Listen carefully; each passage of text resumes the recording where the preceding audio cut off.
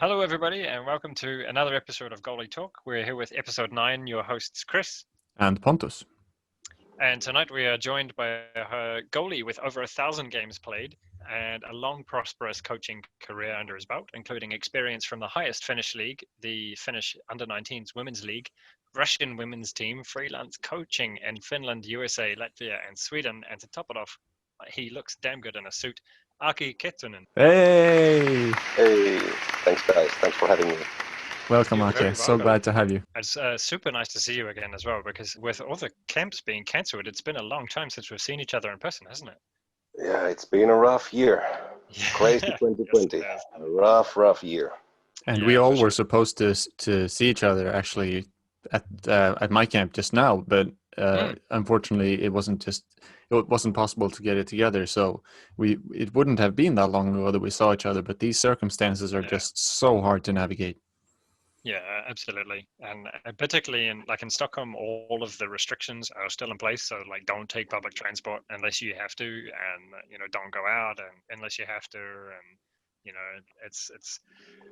it's been a mission to navigate anything. Like even just getting back into floorball here. Like my coach is messaging me like, "When are you coming back? When are you coming back?" And I'm like, "Well, I have to take public transport to trainings even, and they're saying don't take public transport." So first things first, let's figure out how I can get there. How long ago did the situation change in Sweden? Because you were more open with the COVID situation. It seems to me that you guys are now a lot more strict with the COVID. Yeah, I think the restrictions that now it's probably relative to everybody else as well, because when everyone else initially all the surrounding countries just locked down completely, and Sweden was like, no, we'll be good, and didn't lock down as it were. But now other countries are starting to open up while Sweden is maintaining the same standards they had before. So the public transport thing I mentioned is they've been saying that since day one, which is pretty much like March maybe. So as other countries start to relax and reopen, Sweden has basically been saying the same thing since March, for better or worse. I mean, it's good that they're not reopening, but I wish they'd done a little more to start with. But the experts know more than I do, so we can only trust on them. So what about Finland? How are you guys doing, other than not letting me into your country? Yeah, the situation is looking a little bit worse now. We were super strict on everything. Right. Then we allowed more things to happen, like for example, now we are playing floorball already, the qualifications for the kids and so on. Mm-hmm. And more things are happening right now, but now the more and more COVID-19 cases are being brought up. Mm-hmm. So we are closing again the borders, and certain countries are blacklisted again. But are you going to continue to practice floorball and finish the playoffs? Yes. Yeah. Okay. So far it looks like everything is going on with that. So we do have some restrictions that we need to follow, certain instructions and so on. But it looks like, keeping my fingers crossed, of course. Yeah. But it looks like we are going to be able to play our season. Look, what I would like to know, because when we talked last, and when we saw each other last, you were talking prior to your move to Germany. You were really close to the move to Germany with your family and, moving schools for your children and everything. And then this happened. Where are you at with the whole, what's going on? How's your life been? The situation with the Germany move, it's on pause at the moment. We are trying to look into it again next summer, if the possibility, and if we want to move anymore, because you never know, things change. It's more about the kids right now. So if my oldest one wants to stay in Finland, go to school over here, then we will stay. Right. But if she wants to go to Germany, I guess we go. I guess we go. Yeah, simple as that. And I guess that the Northern Stars and SB Pro are pretty happy on their part. Well, okay, yeah. Nowadays, I'm not working with SB Pro anymore. Okay. I kind of stole a coach to replace me a couple of years ago. So he took over last year. So I moved on with Northern Stars. I'm coaching over there, and of course it would be a big hit to them if I move.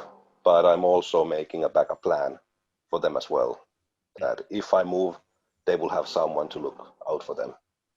So are you working exclusively with Northern Stars, or do you have other projects still going, like Russia, like national team activities, freelancing? In Finland, the coaching is with Northern Stars. That's my main job over here, if I could say so. And I do still coach overseas, and everywhere where I can travel, I coach. Yeah. But with the national teams, I am currently with Team France, which is a pretty exciting challenge, to be honest. It is pretty cool. Do expand on that. Actually, that's something we forgot to mention. You've done stuff with France as well. Yeah, so that is my current project. What's been the challenge with coaching a team in France? Is it the language, or the distance, or the difference between Finnish and French level of floorball? Or that would be the one. The difference in the level, the skill set. In France, all the guys are super athletes. They are fit, they are strong, they are fast, but the mentality of floorball and the skill level to that, it's a little bit behind. Right. And by saying little bit, oh boy. Right. No disrespect to France, though. But... yeah, no disrespect. But they are getting better. They are getting better. Yeah. Well, it's expected to have a difference in level between like countries like France and the States. And of course. I used to work with Canada, Canada and USA are constantly fighting for 11th or 12th spot. Yep. And there is a big difference when you look at the roster of the national teams, the top 5 nations. The difference there, like there's a gap between each of those spots, but the gap from 5 and up is a lot higher. So yeah, I agree. There is a big difference. And in all fairness, it's not fair towards those countries to expect at the moment more than that. Of course, they are getting better every year, but the top 4, they are still the top 4 for a long time. Yeah, like it's because it's a young sport over here. Yeah. It started in what, the 80s? Yeah, something like that. And when did listen to me saying we, but when did floorball go over the pond to like the States and that? There's got to be into the 2000s or something. Yeah, it's super young over there. Yeah, so no shade to the other nations in the WFC. Exactly. Or in the national teams, I mean, in general. Yeah. Yeah. There was some talk a while ago, I don't know if it was maybe just rumors, but the every year, like every World Cup, the top like 3 or 4 teams would kind of auto qualify, and then the next year, like that means that the teams like France and stuff wouldn't have to play against Sweden in the qualifiers. So there's kind of this fewer qualification spots available, but then it's not like, Sweden versus France to qualify, because that's kind of a foregone conclusion. I think like that was kind of a, it was floated. I don't know that it was ever like, debated within the halls of the IFF, but what do you guys think about that? Aake, you're the guest. You go first. Yeah. So I heard about this when we were with Team France in Latvia playing in the qualifications, and I remember hearing about this, and my opinion immediately was, if we lose those games against the super teams, the top 4, it's away from our players. They need that experience. Yeah. We don't know what's the end result will be, but we need that experience. Like the tough love experience. Yeah, exactly. That's tough love. Yeah. So I think it's only good for the guys to really see where the top of the world is. To have something to aim at. That would be the target. So if we look at it then from the other perspective of the top 4, and for anyone listening who might be unaware, it will be Finland, Sweden, Switzerland, and Czech Republic. what about those guys? Like the benefit of them, like do we not want to give those teams an additional effort to improve their capabilities and maintain or raise the level of the top four as well? I think it's tough though, because how do you like define that? Because, you know, like with France versus Sweden, for example, you know, like one year they might lose 59-0 or 59-1 or whatever it was a couple of years ago. But then the next time it rolls around, it might be like 40-3. And that, like, that's a market improvement, you know, you can see that. But if like Sweden versus France, they won 59-0, and then the next year they won 60-0, it's like, well, congratulations, you thrashed the people lower than you again. Like, you know, it's, they don't really improve by doing that. So it's a hard one to measure, I guess, for somebody like they're already so far ahead. So how would they get it? Like not in a negative sense. I'm not asking that question in a derogative way. Like I mean, truly, like how could we help them get it out of, like, get something out of it? Well, that's kind of my point. So did you guys watch the Ivory Coast play Switzerland? Yes. No, I heard about it though. I actually watched it. Yeah, me too. And the joy in Ivory Coast when they scored one. But so Switzerland scored what, Aake? 64? It was something like that. So that's more than one goal per minute, and they were chilling. Yeah. So they put up a power play. Yeah, it looked like a power play. They played it around, played it into the middle. He had a clean shot, passed it back out.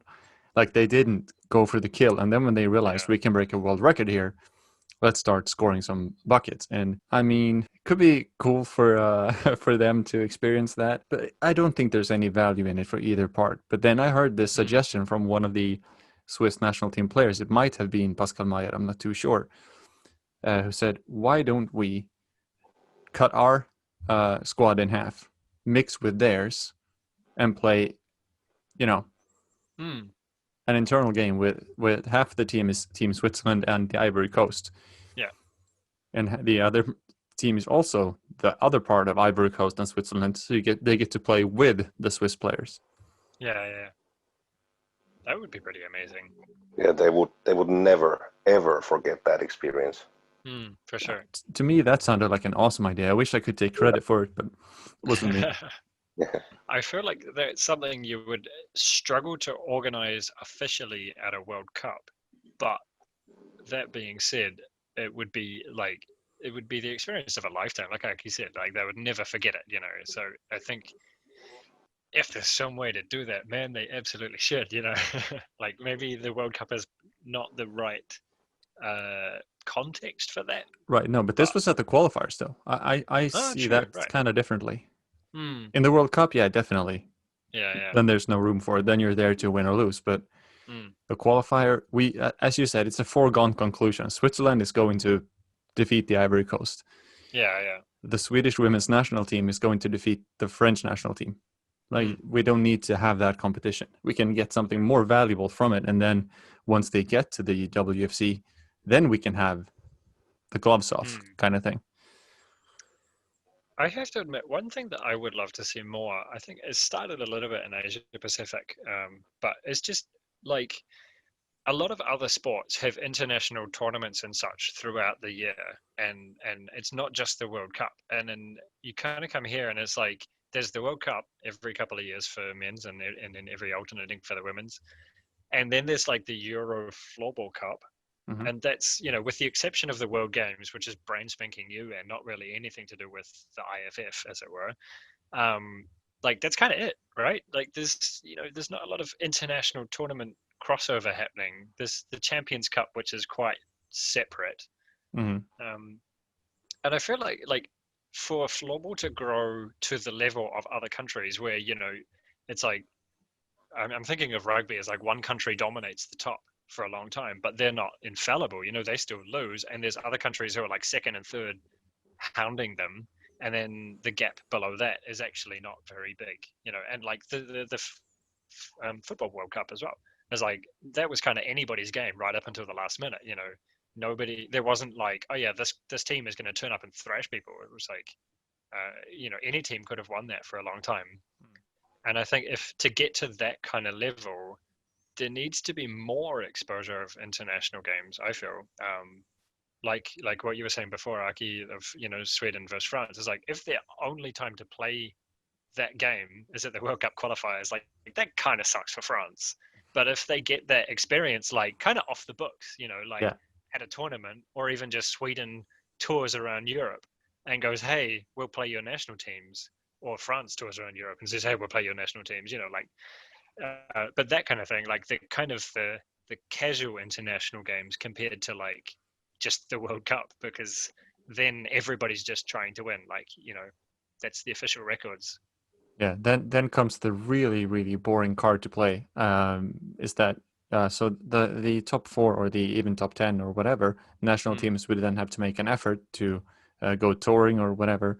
And the boring card that I'm thinking of is the economy. Yeah. Like the Swedish national team players, and I'm sure it's the same with the Finns, they aren't professionals fully.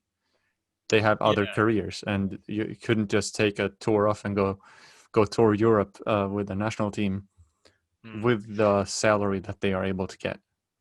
I would mention that would definitely need more support from like the national sporting boards. I think that's the difference between the other sports, right? And floorball is that all the other countries, like football, is like, they have crazy sponsorship from their own government to go and do all those tours. Rugby, like, netball, basketball, like they get a lot of money to do that kind of thing from their, like, their own sports ruling body sort of thing. So there would definitely need to be more of that rather than just expecting the players to shell out their own money. I agree. Like, what do you think, guys? If we leave out the full national team thinking, what if we have these, like Team France, they have their training camps and they play friendly games against Swiss teams, close by teams, even German league teams? The economy would be there, maybe. Definitely. Wouldn't demand so much money. For sure. Could that work as a way how to raise the level of those teams and maybe get the sponsors to even get excited about those national teams, and maybe even the clubs? I definitely think so. And like you said, the tough love lesson, like getting to play a top 4 nation and get beat up. To your point, maybe you don't need the top 4 elite national teams in the world to get that tough love lesson. So you could do it against, like you said, more local teams, lower division teams that are still tough and competitive, which would then make it much cheaper. Definitely. But but the French team, I don't know why we stuck on France now, but so it's a good option here now. Yeah, it's available. So the French team would have to organize a lot of travel and on their part. But if they did, I am so sure so many nations would be receiving, welcoming. I agree. Exactly. And in Central Europe, countries are close to each other, so it's not such a big travel. Yeah. If you think of it. Yeah, bus. That, bus is good. I know that in the New Zealand national teams have been like because they're so far away, basically it's like they're kind of screwed in that they can't really attend bigger tournaments often. It's like to actually take the entire floorball team to a tournament in, say, Singapore, like that's a lot of money. You can't just hop on a bus and drive to Singapore. It's like everybody has to take like an 8 to 10 hour flight, international flight. So, but when they go to qualifiers and World Cups that are overseas, like in Thailand or Singapore, or even actually the women's under-19 team, I think they were playing in somewhere in I think it was Sweden last time. I can't remember. But they kind of extend their stay basically, and they arrive like a week or two early, and then they go and play against like club teams in that country, and they kind of get that experience of playing against the club, and then they go off to play their World Cup qualifier. Right. Yeah. And I think like Aake's example before, like that's a really good way of doing it actually, because you get experience against, maybe they're not the national team, as good as the national team, but at the end of the day, like they're still probably better than your national team. So, like it's good to get that experience any way you can. So it's a really good idea. Team Canada did this for the longest. They came to Gothenburg 1 week ahead of the Worlds. Both the Worlds that took place in Gothenburg and the one in Latvia, they came here and practiced with Pixbo. Oh man, I should have joined Team Canada. Damn. Well, actually, not the entire team, but parts of Team Canada did, and then the entire team came for. Maybe I'm mixing stuff up. This could also be like Canada U19 because that was my first international floorball experience, was working with them, and then the entire team came here and they played some of the teams in Pixbo, and it was a great experience. Can I ask you quickly a question? Yes. Can you guys hear from the background my dog snoring? It's unbelievable. No. No. Unbelievable. Can't hear anything. What dog is it? Yeah, it's a French bulldog. Oh, a French bulldog. That's fitting. It's unbelievable. I'm like about to lose it here. Can we see? Can we see him or her? Before. No, I'll let her sleep there. I'll let her be. Right. Maybe later. What's her name? Lumi. Lumi. It means like snow. Very cliche. Yeah. Cliches are cliches for a reason, actually. Yeah, and she has black dots, like there's shit in snow, so that's my sense of humor. So right. Snow. So Aake, you and I, we met the first time. Correct me if I'm wrong. I actually had to sit down and think about this and write it down. You and I met the first time in Latvia at Blindsave Goalie Camp, 20-something. That is correct. 2016. 16, I would say. Right. That was the first time you and I met, and then there was you and Henri Toivoniemi. It was me. It was Oman. Yeah. And then Barana and Andis. Yeah, exactly. Yeah. I'm sorry, Yanis. I don't know how to pronounce your last name. Yanis Salcevic. Salcevic, Latvia's national team goalkeeper. And at that camp, I remember specifically one memory that sticks out was you, after the sauna, you kind of tested me. Do you remember this? Oh, man. What did I do? I can't remember. It was just kind of a spitball session like this where you were throwing ideas or concepts at me, or like seeing how I responded. Like, what do you think about this thing in the goal if we act this way? And I was like, then you can think about it this way, and that has this effect here. And then you were like, but what if you do this? And I was like, then you can look at it from this perspective. And you're like, we did that for like 20 minutes. And I remember you looked at someone. It doesn't have to be Henry or someone. And you just went, he is good. Yeah, that sounds like me. You don't remember this?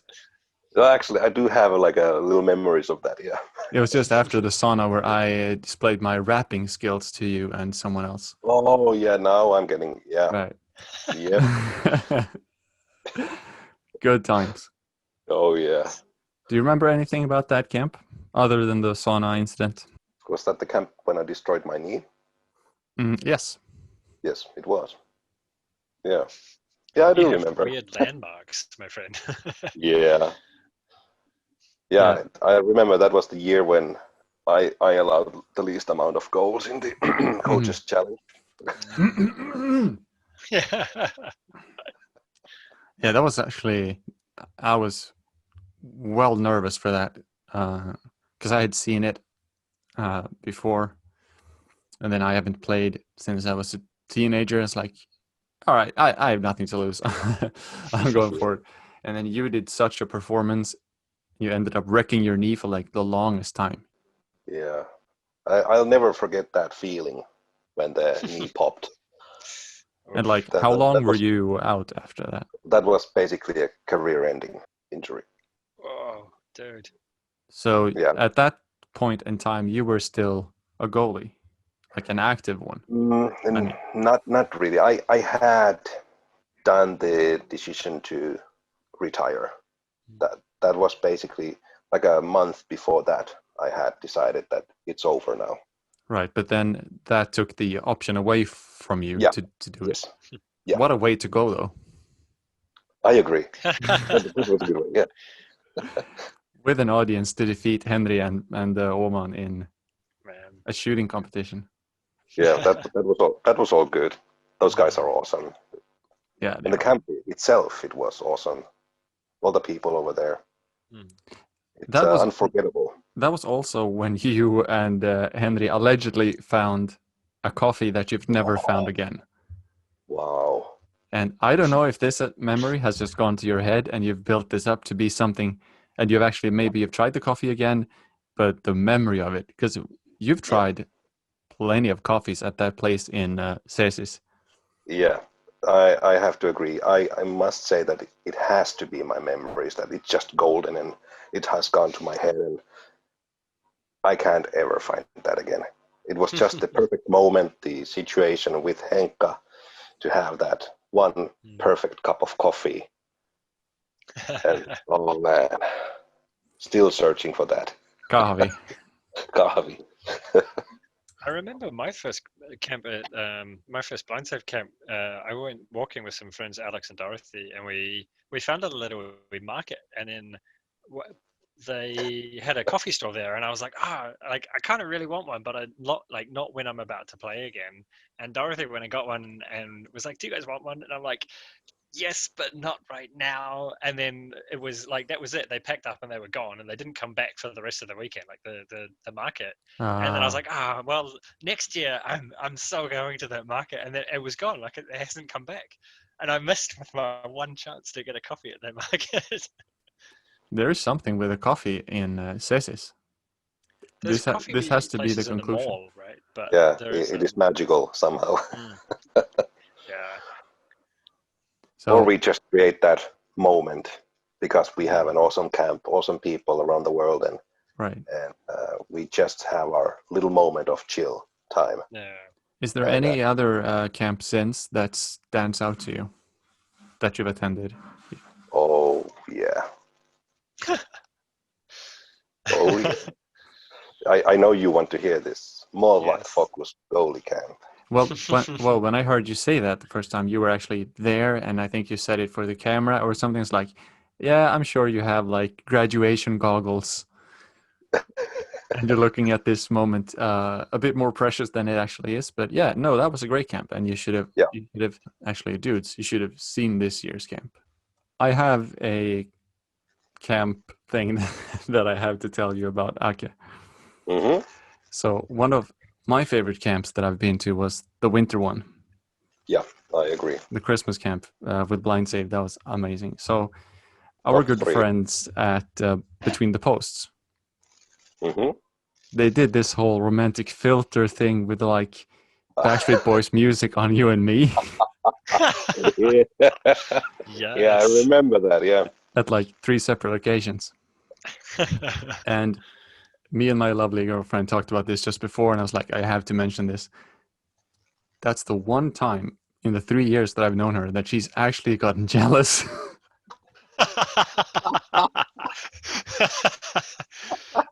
True. I can see that. Who wouldn't be jealous about that? And she was like, not of him specifically, but I was like, I'm the one supposed to be in that filter. Like, that's supposed to be me and his thing. And then they did it again, and then they did it a third time. And when she asked, like, who are you doing the podcast with tonight? I was like, Aake. She goes, my nemesis. Man, that's amazing. Oh man, she's awesome. Yes. Your girlfriend. Yes. She's awesome. Yes. Love her. I just have to say, with talking about the Between the Post guys again and reminiscing about our times and coaches and everything, when this COVID thing is gone and we've all got vaccine, can we just like go and hang out in Finland or something for a while? Like we'll just all go and have a holiday for like a week in Finland, because I miss everybody. And this is kind of, it's awesome to reminisce, but damn, it's sad at the same time. Well, there's nothing really to be sad about, man. We have so much time ahead of us, don't we? Oh yeah, absolutely. No, it's just plans going awry. I know it sucks, but like my whole point, that sounded cold on my part. I just mean that we have. It's good to like the reminiscing and the remembering. Mm. What's the saying? It's a saying in Swedish. It's like distance creates fondness. Oh yeah, absence makes the heart grow fonder. There you go. Yeah. That's one. Wow, Yes. you guys, that's deep. Yep. Yeah, it's the deepest we've ever been on this podcast. Yes. We need So- some I violin don't music mean in the that I feel- background. And, Sorry. yeah, we need some romantic music or violin Yeah, music we or do, something yeah. like that. Yeah, I will We'll be put the heart editing. filter on. Yeah. I'll be editing the shit out of this after. Yeah. So Aake, something to a more serious note, something I would like to ask you that I thought of when like preparing for this is you have been involved in floorball a long time. Like you were a goalkeeper for not that many years fewer than I've been alive, which is kind of a cool statistic. Yeah, that's pretty cool. And you've been coaching for quite some time as well. And because this struck me, so I'd like to hear your take on it. What impact would you say that having a coach has had on your life? Oh, having a coach being a part of my life made me the person who I am, pretty much. Right. So as I see, I'm gonna do a little detour here. Please. So as I see as coaches, what my mentality is, that I don't want to make good players. That's a side product of my coaching. I want my students or my players or my goalies to be better persons in life. Right. I want them to be equipped with sympathy, something else than just being a dick. Mm-hmm. So pretty much me having a coach in my life made me understand more of other people and not being a dick myself. Right. Yeah. So it's a massive part of my life. So what if you look at the impact that being a coach yourself has had? Now we go to the deeper parts. Yep. Yeah. We're past the shallows now. Yeah. Now we go deep. I feel that I have had a tremendous effect on certain goalies during my coaching time. And I truly feel that I'm doing something good in their life. I don't necessarily want to go so deep into it, but I want to believe that I'm doing something really good for these persons, these goalies. And I believe I do. This made me reflect on who would I have been had I not been a coach starting when I was 16. Because I was very easily swayed when I was young. Like if someone were to, you know the classic, devil on your shoulder. And you have one dude saying, do something good. And this one saying, fuck some shit up. I would be so easily swayed by either. So this one would be like, what if you just do this thing? It's like, yeah, sure. And then this one would be like, at another separate time, this one would be like, this would be a really good thing to do now. It's like, yeah. And and these would be actual humans, like giving me these influences, and I would go in either direction. And ultimately, I think that I chose to be a coach, like you said, helped me become who I am today, but really helped me guide my life, kind of thing. So other than you having impact on others, do you feel do you see where I'm going? Like, can you feel any similarities? Oh, of course. All these youngsters, they do have a massive effect on me as well, of course. Yeah. They make me also want to be a better person. Right. Every day. So those are my devils and my angels. Yeah, your goalies, your apprentices. Yeah. My young Padawans. Nice. So if you hadn't... But there we had the Star Wars reference here. Yes.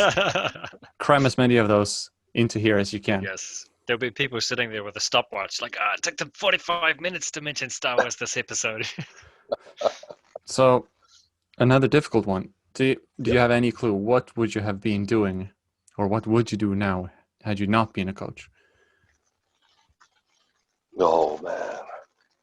Oh, that's a tough one. Yeah. What would you like to do, and what do you think you might be doing now? I feel that I still would be playing. Somehow I would be playing. Right. But to be honest,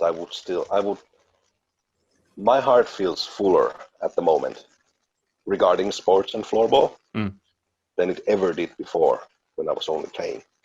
So the coaching brought a completely new life into me. So I guess I would be kind of bored, but still playing. And I would enjoy it because I don't know anything better. Yeah.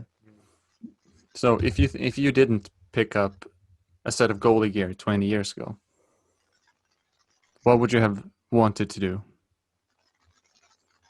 Would you play another sport, or would you play no sport? Or would you have been... I would be insanely rich, an NHL goalie coach probably, because I would have used the time to learn how to skate well. Right. So I would have been an ice hockey goalie for a while, and then coaching goalies. Right. Something like that, maybe. So somehow goalie is just in your genetics. Yeah, I was born as a goalie. Right. I will always keep saying that to myself, so I believe it very firmly. Yeah. I was born to be a goalie. Okay, so if you could choose any other sport, you would go ice hockey. Yeah. Chris, where would you go to another sport? Oof. I don't know. I think back to when you guys interviewed me initially, and it was like I wasn't really a sporty person until floorball, and then suddenly I was. So yeah. I was very much a one-note athlete, I guess. I think without floorball, I would not really be playing sports, honestly. It wasn't really my thing.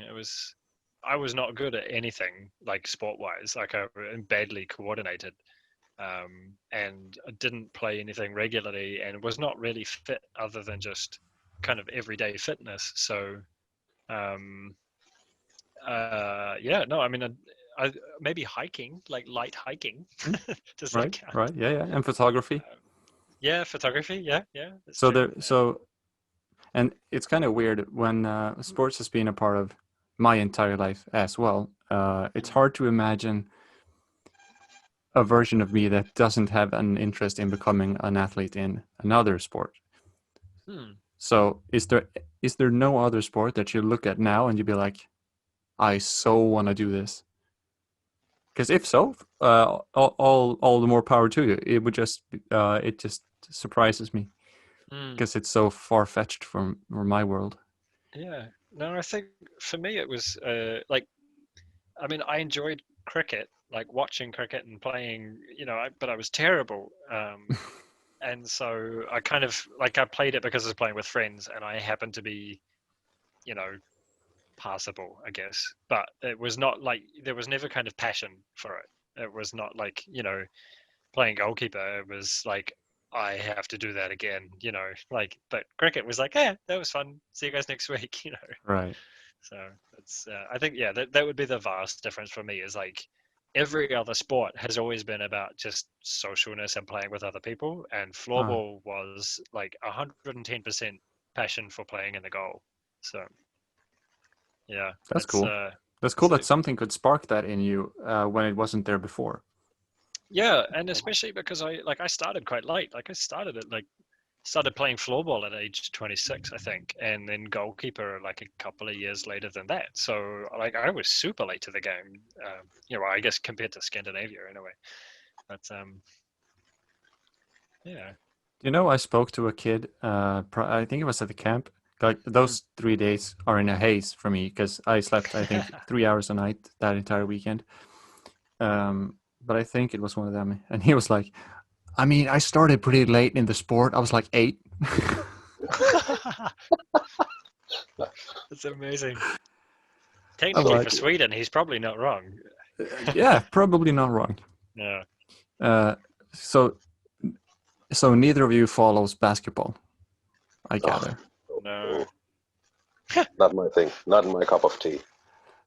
I mean, oh, Jesus. I was up until 1 at night last night because I was watching Dallas play Los Angeles Clippers in the NBA playoffs.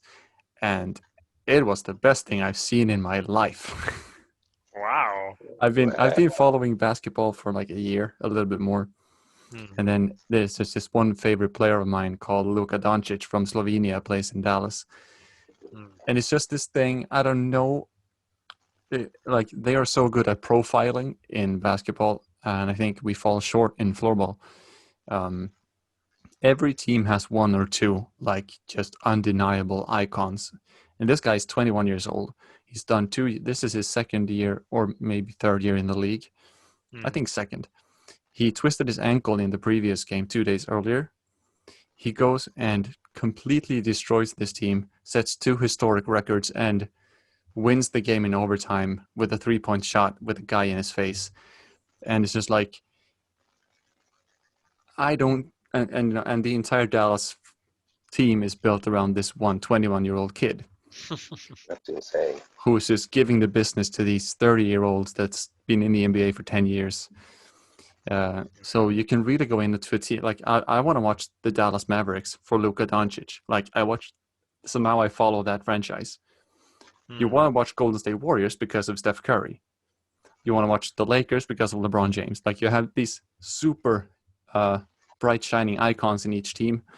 And I think we fall short in floorball of profiling in that sense. I would say yes and no, because for me, at least, the goalkeepers are like, I look at the team and I'm like, hey, Pascal Mayer's playing, like, oh my God, it's Johan Ren or like Victor Klinstein. This is going to be an awesome game, Right. So but Chris, like, so the first thing in your life that sparked a pure sport-specific passion in you was goaltending. So were you exposed to these names, or did you look these up because you sparked your own interest?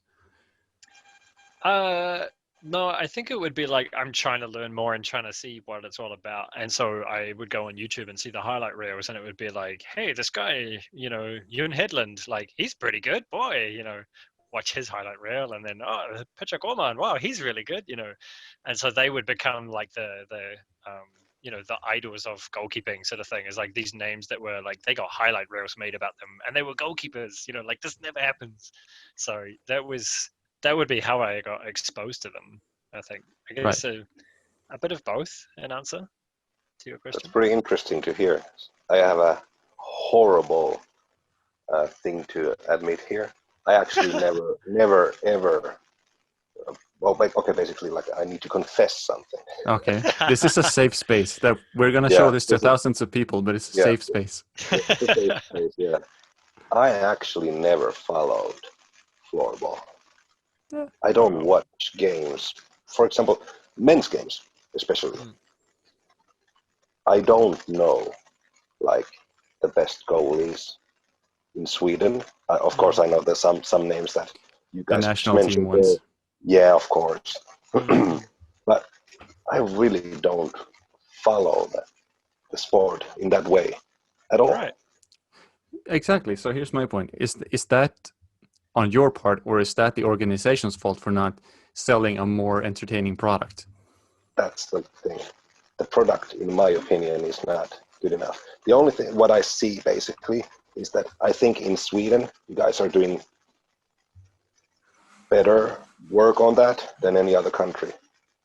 You guys are trying to boost up your superstar goalies, and Finland doesn't. I don't hear about our goalies anywhere, basically. Right. So it's kind of funny, because we do have some good ones. You do. I only know like Eero Kosonen. Exactly. Which is a shame. But I have to say, though, the only reason I know of more goalies than that, obviously I know of Henka because I've met him. Yeah. Wow, yeah. But I know of Jarno Ime because he played in the Swedish league. Yeah. You see? So it's kind of...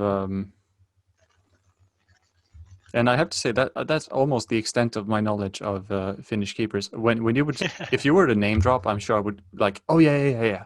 But off the top of my head, I couldn't like I can name entire NBA rosters.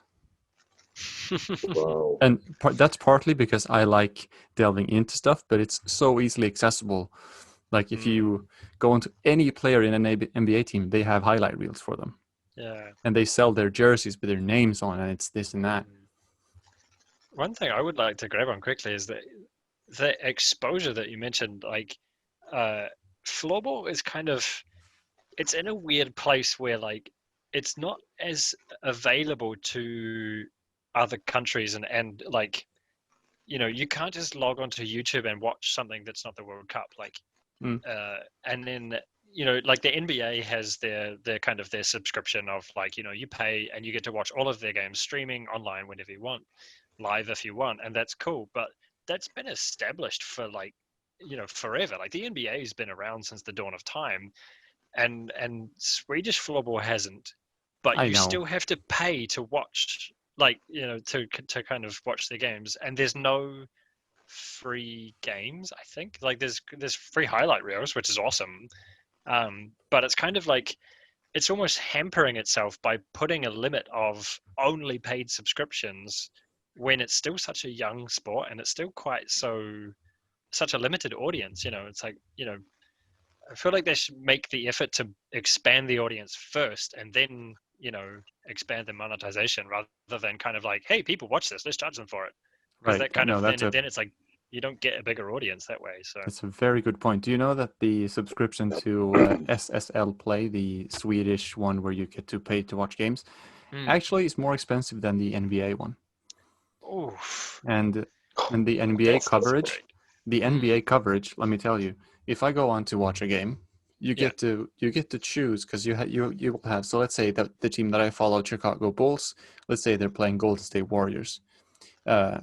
You click onto the game, and then you can choose whose perspective you want. Do you want to hear the Golden State commentators, Right? or do you want to hear the Bulls commentators, or do you want to hear the network's commentators? So you have like 4 different media teams. So like, no, I'm a Bulls fan, I want to watch from the Bulls perspective. So you get the Bulls commentators with the Bulls highlights and the blah blah blah blah blah. Yeah. Or you can do it for the Warriors, or you can do it the NBC or the ABC one. And you get interviews, you get so much stuff.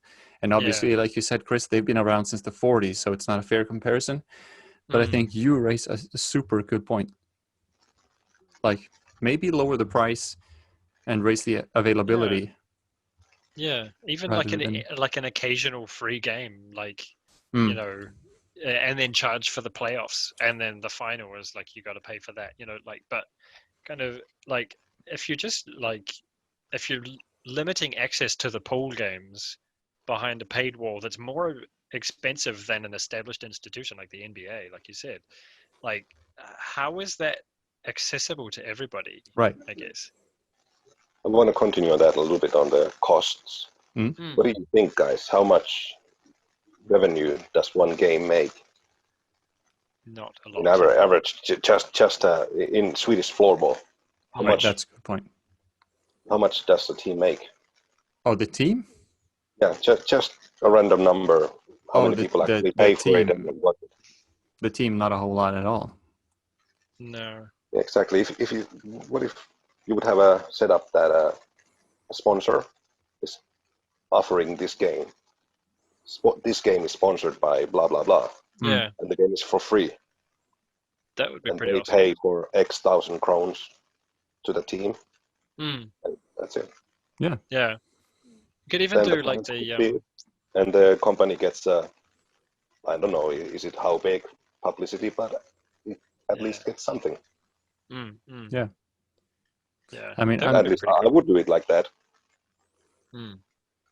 It's so this is one of those things that I find strange. It's like when 3 people who aren't actually working with this seem to be coming up with great solutions, and like there has to be a team somewhere that has thought of this and hasn't done this for a reason. Because if it's this simple to solve these things, as you know, Aake, you go in the sauna and you solve all the problems of the world. Of course. The Middle East, easy. Go in the sauna and you know everything. But there has to be, reasons that these simple, within air quotes, solutions aren't implemented. There just has to be. Otherwise, they're just geniuses. I think part of it is that we are biased in that we're not attached to the money making, and we're like, we want the end product, basically. Like, we're the ones saying, hey, well, you guys should give us a free game, sort of thing. Whereas they, on the other hand, and they on the other hand are the complete opposites. Like, not only do they want the money because they're the business, but it's like that is it. They're a business. Like, they have to keep themselves afloat, because otherwise nobody gets any games whatsoever. But also, as a business, they want to do well. They want to make profit, because that's the sign of a successful business. So they're biased from that side of, like any monetization is kind of good monetization, because that's how you make profit. That's how you are a successful business. So making a free game isn't necessarily their first thought, or one that you would entertain for very long as a business. Right. No, fair point. Yeah, that would require a lot of work of the people in the background. They would need to find sponsors for basically every game, and that's not an easy job to do. Yeah, for sure. So, Aake, Finland on the men's side are the world champions. Are they? Are they not? Not Sure. Maybe they are. we can pretend for this the sake of this podcast that they aren't, if you want. Yeah. Okay. Yeah. Right. So, other than Sweden being world champions, why, in your opinion, are Finland so good at floorball? And more specifically, even because as you know, it's been this talk of Finland has a tradition of raising good goalies. Why? Yeah. How? The coaches, obviously. This is going. I'm taking this a little bit far in the history, but I believe that it has something to do with the mentality of Finnish people. We are defenders. If we go to the wars, we're always defending. We're defending our home. And as a sport romantic person, as I am, I consider the goal to be home. I want to defend my home. Right. And that sort of mentality, defending my own home, is the way how I want to play my game. Is this the sisu? Yeah, sisu, Finnish sisu. Never give up mentality.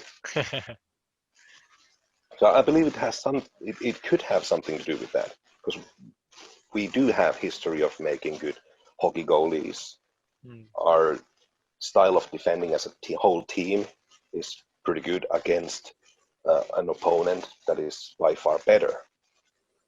So I believe it has to be something regarding that. Definitely, because as an outsider's perspective, I would actually agree with that. Having watched the last couple of finals, the men's finals, is like, Sweden is aggressive and plays hard and plays like they push Finland back. But then you watch what Finland does, and they just stay there for like 10 minutes, and nothing happens. Like nobody scores a goal. Sweden takes shots, Sweden passes it around, and Finland just kind of defends. And they do it like incredibly well. And then all of a sudden, somebody makes a mistake. Finland gets the ball, does a counterattack, and it's like 3-on-1. And then they get a goal. And they do that 5 times. Meanwhile, Sweden has been stuck trying to force its way through Finland's defense of 5 people plus a goalie against your 4 or 5 people, assuming you get the whole team. So I think it's like, what you were saying before about the defending the goal, defending the home as a whole team. And that being like a mentality of everybody, like I would agree from an outsider's perspective, like wholeheartedly. It's you can see it on the court. It's what everybody's doing. So I want to take it even further. If we want to go the analogy of not like national mentality, Sweden were conquerors. Exactly. They were very much on the offensive with Kung Karl back in the day, defeated over in the Czech Republic. We held reign over Denmark. We held reign over Norway. I'm sure we had some business with you guys. Exactly, you did. And obviously didn't hold it, but went on that kind of campaign. And that analogy just struck me as Finland defended the border from Russia in the Winter War. Like, no, we have no intention of coming to you guys, but don't come here.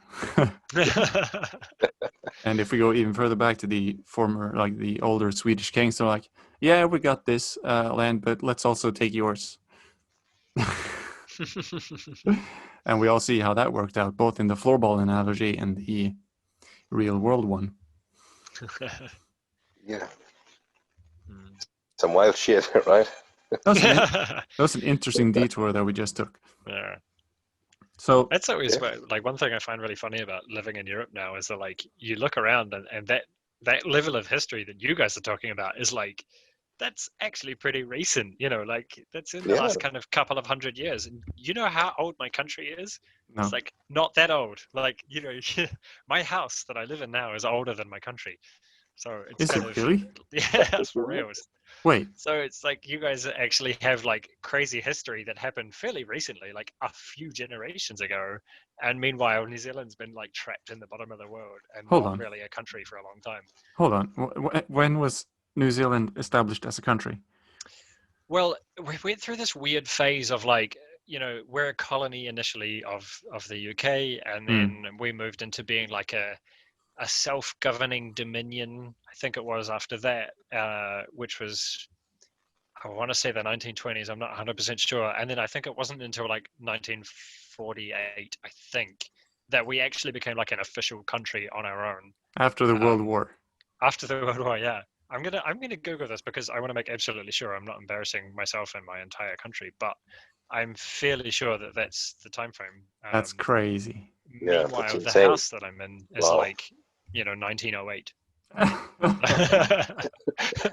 So this house is 40 years older than my country. I learned of when I did my mandatory military basic training, everyone had to do a rotation defending the royal palace. Defending, you know what I mean? Yeah. The honor guard, or whatever it's called.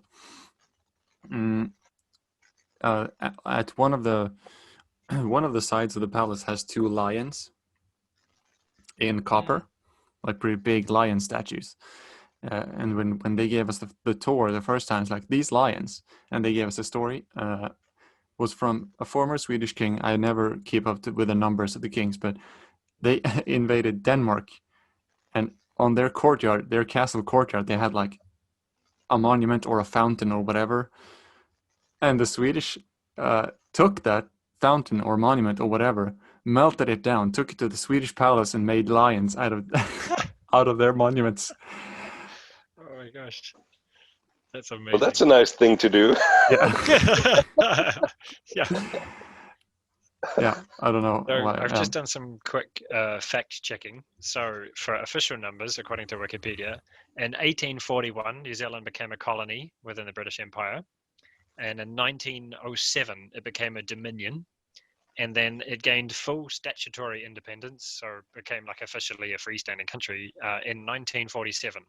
And the British monarch remained the head of state. So really not that long ago. Not at all. You were close. Yeah. So back to floorball. Yes. Aake, what is your perception of a good goalkeeper?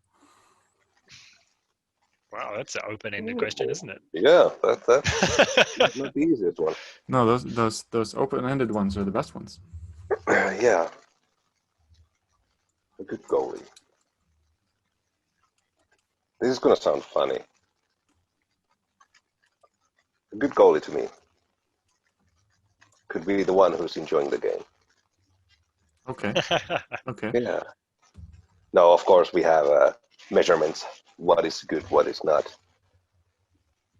Good goalie is the attributes. It's fast, agile, mentally strong. I would like to use the shortcut of saying big. Yeah. The big human advantage. But as you know me, I don't truly think like that. Because I think only about the skills and the techniques. And if you're a short goalie, you have a certain set of techniques that you can use. If you're a big one, there's another patch of techniques that you can use. The game changes due to your size, but the techniques are still available, whoever you are. You just need to have the will, the passion, and the desire to do the work that is needed to be done. So basically, the good goalie is the one who has the most passion and the will to do the work. Well, that's actually a very good answer. Because I was going to ask you to expand on the one who enjoys the game, but I think that kind of summed that part up. It's the one that has the passion and the willingness to do the work required. Yeah, I have 2005 born girl that I'm coaching at the moment, and she to me is like if I would have to paint a painting to show the will and the passion to do all the work that is needed, that would be a picture of her. That's insane. Like she's like the one who motivates me right now. Cool. That's awesome. Yeah, that's insane. Yeah, that's awesome. But yeah, she's total full of will to do the work. So if you break down the skill part of your answer a bit more, what are the crucial skills in your mind? Like, let's say you have to train a completely new goalie that has, that's easily coached. And when I say easily coached, like has good motor skills, like whatever you put onto it's like building a character in a video game. You put this attribute, boom, it works. Take this attribute or this skill, boom, it works. So you get 3 of those. So where would you take that? The first, you're building your goalkeeper in a video game. Okay, in that sense, I would start with like knowledge, reading the game. Okay. Yeah. If we talk about, I will add here now the like basic stuff with what I would start to work on a goalie. That would be the standard positioning. And how to then sit. Back to the. Yep. Sorry. How to sit. Basically, yeah. Yeah. Okay. And then back to the other side, which was the reading the game. I would again go to the mental side, like basically the calmness or capability to stand stress maybe. Yeah, and then I would probably choose speed. I like a fast goalie. Do you know what's super fun? And fortunately, we have the magic of editing. Yeah. When you said that, there was a tiny spark that kind of interrupted you, and it 100% in my ear sounded like said, "I like a fat goalie." I'm glad you mentioned it because I heard it as well. Speed. I like a fat goalie. Well, he did mention size before. Yeah. He did. No, okay. So the word you were going for was fast. Fast. Yes. Yeah. Yeah. No, you didn't say anything wrong. It's just a tiny bit of interruption in the audio. That's funny. That's hilarious, actually. So funny. You should say fast. So we have met quite a few Finnish goalies at Blindsave goalie camp. Yeah. And before I give, because you obviously, well, first of all, you probably know all these goalies and who they are. Chris, what's your perception of a Finnish goalkeeper before I expand on Aake's character build that he just did? Well, the ones that I know are like the ones that kind of pop to my mind, at least, really small, and they look like they're not quite sure of themselves until they get in the goal, and then it's kind of like they put the mask on, and then everything kind of calms down, and then they just kind of go for it, and then they take the mask off, and they're kind of like, "Did I do good?" And you're like, "You were insane! Like that's ridiculous." But it's like they kind of have to put the mask on to change into that persona. But I think they're small, and they feel that. I would say they know that they're small, and then they get in the court, and then they play very well according to their size. Like you don't see them trying to be huge when actually they're like 4.5 foot tall or whatever. They kind of they know their physical boundaries, I guess, and they're quite comfortable in them. And there is quite a difference on court and off court. They're very calm on the court, I would say. All right, so that actually ties in well. So if I were to like a Finnish goalkeeper other than Eero, who is a giant, Yes. I would say like the main thing is that Finnish goalies are so fast. And that ties in well with them not being huge, because if you're huge, you're more likely to be a bit slower. So a lot of the times I experience at Blindsave goalie camp, the Finnish goalies, they're so quick. Yeah. And one of the attributes that you chose, Aake, is speed. Yeah. Hmm. Imagine you have like a well game reading goalie who's smart in the net and fast. Yeah. Hmm. And that's the thing. That's a good combination. That's the thing. That combination has to be there. If you lack a bit in the reading of the game, and you're just fast, you're gonna overwork every situation. So the shot's gonna come. Okay, so now the people listening can't see, but so this is the point of the shot. The goalie's gonna come from way over here, and use their speed and get there in time. They're gonna make the save here, and then they're gonna keep going. Yeah. And they're like, oh, I have to go back, but then they're so fast that they make it back, and they have to do all this work. Yeah. But if you combine reading the game with the speed, like I can wait here for this long, and so let's say a 2 versus 1 is a good example. So the player with the ball coming down on you from straight ahead, or from the boards, I would say, then you would then know how long you can sit and wait for the shooter to make the pass, and then use that incredible speed over. If you're good at reading the game combined with your speed, and it's so lethal. But if you're quote unquote only fast, it could be super dangerous the other way around. Exactly, I agree. And what's your perception of a Swedish goalie? Do I dare ask?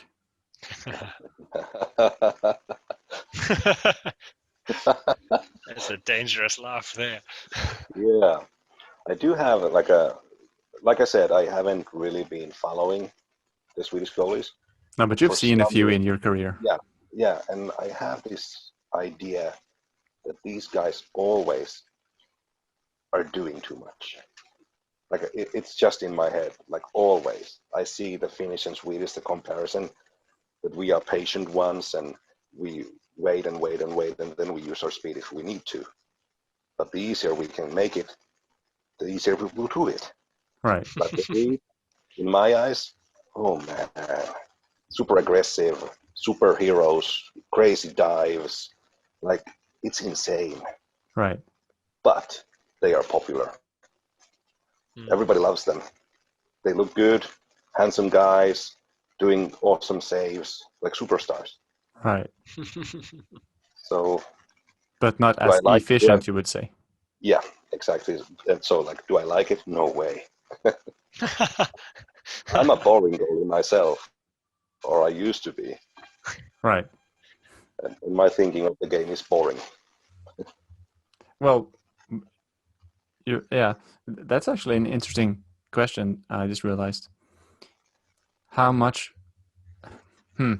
big a part of your job is to just be efficient, and how big a part of your job is to be popular, in regards to spreading your legacy, making the game attractive to new people, bringing in sponsors. Yeah, that's a fair point, because in Finland we don't have enough of these guys who wanna make it look good for the media and so on. We need those guys, to be honest. Like this guy. Oh yeah, we need Patrick Lomans on the field. We need that guy. But yeah, we have some couple young superstars coming. Pontus must know who I'm kind of referring to. This young guy, very active on social media. Yeah. For sure, yeah. We need more guys like him. We need those. We don't have those. Yeah, we can do a shout out. Floorball goalie _1, I'm pretty sure is his media handle. Yeah. That's a pretty awesome guy. He does the work to make floorball look better. Yeah. And I like it. If only he would stop using the slippery floor on his movements. Yeah. That guy's quick. Yeah, he's really fast. But yeah, I think you guys got it covered in Sweden to make the game look good. Well, goalies do their work. Well, we also have the most numbers of people, the highest, like the most people. How do you word this sentence, Chris? What am I trying to say? The highest number of players. Yes, we have the highest number of players in the world. Exactly. So maybe it shouldn't be on us anymore. I agree. Other countries need to chip in. But I mean, I do think though, like you make an interesting point that Sweden has the most number of players, therefore it's not so much on them, but on the flip side, I would say it's now up to you guys to start spreading internationally more. Right. Because you're starting to reach that kind of saturation level of like everybody in the country knows about floorball, even if it's like, oh yeah, I played that in school, and then oh yeah, people do that, other people play floorball, but it's like you kind of have that everyday knowledge that floorball is a thing, and so now you guys can start to spill over and teach that to other people and help spread it like outside of Sweden, whereas all the other countries are still struggling to spread it in their own country at the moment. So yeah, I agree. I feel like as world leaders, you guys now have like a unique opportunity to kind of spill over and spread that out and teach people. I agree. I think the Swedish top athletes could do more to market the whole thing. Yeah.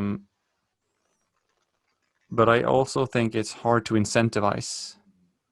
You know what I mean? Yeah, for sure. Like why with everything? I'm not making excuses for them. I'm trying to rationalize. Like you're working this full-time job and you're doing managing this as well. When you know that there's probably not that much in it for me doing the advertising of the sport, you lose some incentive. Yeah. To actually do. But I agree. I think our stars in Sweden, and this includes Swiss and Czech Republic and Finland and Denmark, it kind of loops back to what I was saying about the NBA. We need to market better, and that goes to the players too.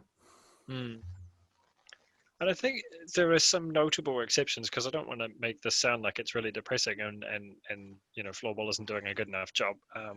Like some things come to mind of, for example, Yoon Hedlund, he coached, I think a couple of years running in Singapore at a camp.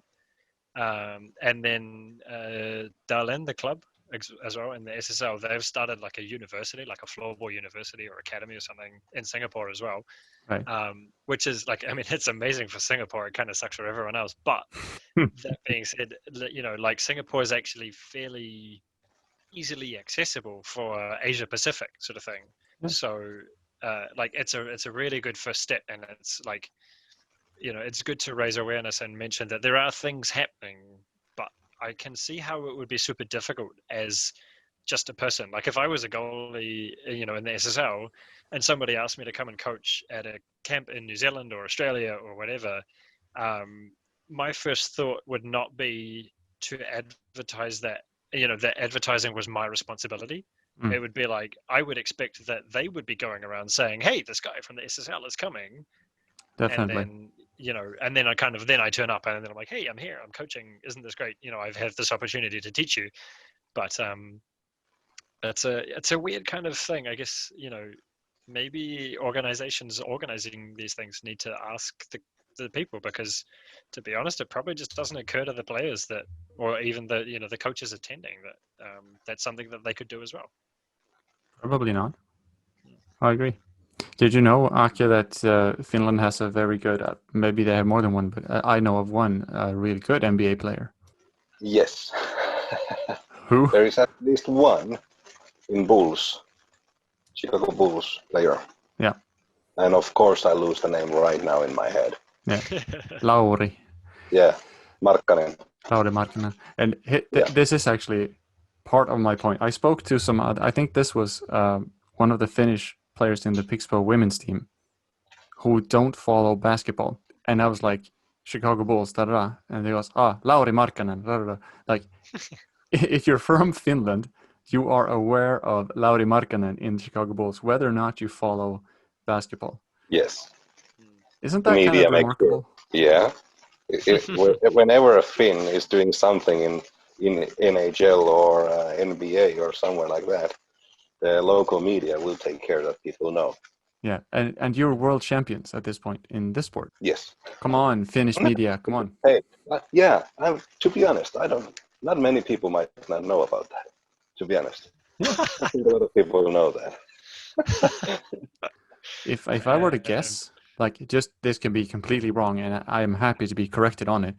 I have this preconceived notion that more people look at Sweden as world leaders in floorball than Finland, even though we are not the world champions at this point. Well, the women are. The Swedish women's team are world champions. I would agree. I would agree on that. No objections. Right. Finnish like media. Finland's kind of like the silent assassins. You know, like they're kind of they're a very quiet team, all things considered, like you were saying. And then they turn up and they win the world championships, and then nobody hears from them again for like the next 2 years, and then they come back and they win the next one. But it's like, you know, in the meantime, Sweden dominates the floorball spotlight, which is not necessarily a bad thing. I mean, it's but it's just kind of, it's funny that there's that, you know, juxtaposition of like they turn up, they win, they go home, nobody hears from them for 2 years, they turn up, they win again. So have you heard of the Finnish sniper, like Chris? I have. It's somewhat mind-boggling. Who is that, Aake? Who did that famous sniper quote? You mean Lauri? Last name? Törni? Lauri Törni. No, not the actual sniper, like sniper, okay. Not this type of sniper. I know Lauri Törni from a Finnish war hero. The song I think that I showed you, right? Yeah, you did. Soldier of Three Armies. Yeah, exactly. No, the guy that after a game. Yes. So those of you that don't know, he played a great game and they won, and they like wanted to do a post-game interview, and they asked him a pretty long sentenced question, and he goes, "Yes, I am sniper. Thank you." No. Peter Kotilainen. Yes, yeah. Oh, yeah, okay. Kotilainen. Yeah, okay. Yeah, he's insane on the interviews. I can never figure out if he's actually serious, like if he knows or if he's, you know, just taking the laugh. But it's hilarious to watch because it's so painfully awkward. What do you think, Aake? Did he know what, like, or did he just not understand the question and did not have the energy to answer the interviewer's question? I don't know. I really don't know. Is it possible that he just didn't understand? It could be either way. It could? Yeah, that could also be. Yeah, that is a possibility. But he could be so funny as well. Yeah. Right. This is the mystery of Finnish floorball. Yeah. Is he actually a sniper? No, and it rings true to the Finnish personality too. Like Kimi Räikkönen, the Finnish F1 driver. Are you aware? Yeah, he's awesome. Yeah, he's a world-class Formula 1 driver, and he's also like in interviews like, this happened on lap X, and you crashed with him, and like people just go, yes. Nice. Yeah, he's a world champion, right? Yeah.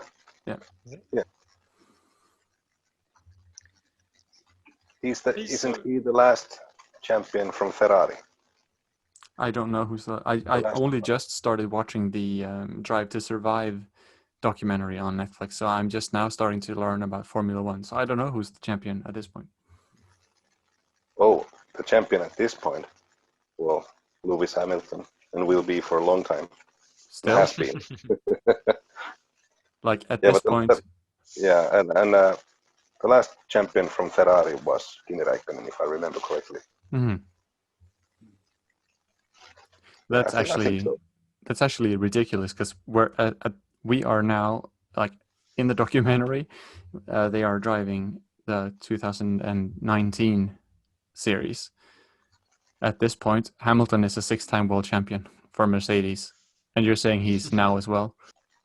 He's gonna be a champion for a while. It's a money game, right? Yeah.